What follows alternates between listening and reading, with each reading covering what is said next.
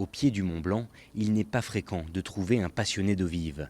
Mais au pays des montagnards, André Perrault assume pleinement son statut d'original et depuis quelques années déjà. Un personnage haut en couleur qui a commencé à faire parler de lui il y a 40 ans avec son projet de descendre les torrents du Mont Blanc à la nage. Une idée totalement folle qui a, des années plus tard, servi de base à la création de la discipline, aujourd'hui appelée hydrospeed. À l'époque, on me taxait de tous les noms, de débile, de fou, etc. etc. Aujourd'hui, j'avais toujours dit que ce serait une discipline qui serait reconnue par Jeunesse et Sport. Aujourd'hui, c'est fait d'ailleurs, c'est bien reconnu. Et en plus, c'est devenu également un secours en rivière.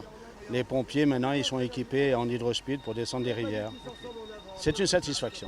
Uniquement équipé de sa combinaison et d'un sac à dos rempli de chambres à air, André Perrault a enchaîné les aventures et les exploits jusqu'à devenir le nageur le plus haut du monde, record qui tient toujours aujourd'hui. Près d'un demi-siècle après sa grande période, sa passion pour l'eau vive n'a pas changé, même si son matériel, lui, a beaucoup évolué. Je connais maintenant des gars qui descendent des torrents à la nage, qui ont fait des choses plus pires que moi en cascade.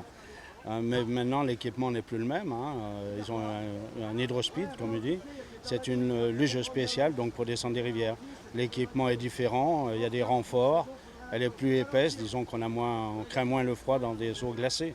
D'ailleurs, les premières descentes que j'ai faites, j'ai pris un matelas pneumatique de plage que j'ai saucissonné et je descendais la rivière comme ça pour me protéger des coups contre les rochers. Un vrai casse-cou qui multipliera les premières aux 4 coins du monde, de l'Argentine en Himalaya. Un CV impressionnant qui lui vaudra une médaille d'or de la jeunesse et des sports, un titre de chevalier de l'Ordre national du mérite et quelques sobriquets affectueux qui ne l'ont jamais vraiment quitté. Pourquoi on m'appelait Dédé la Moquette, c'est que j'avais une entreprise de revêtement de sol. Donc, et puis en 1982, quand j'ai réalisé mes 2 premiers films, c'est-à-dire Torrent du Mont Blanc à la nage et puis Le Nageur de l'Everest, donc j'étais passionné par tout ce qui touchait à l'eau vive.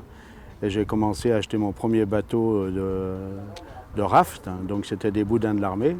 Et puis j'ai commencé comme ça, pas de combinaison en néoprène pour les clients, pas de casque, pas de chaussons.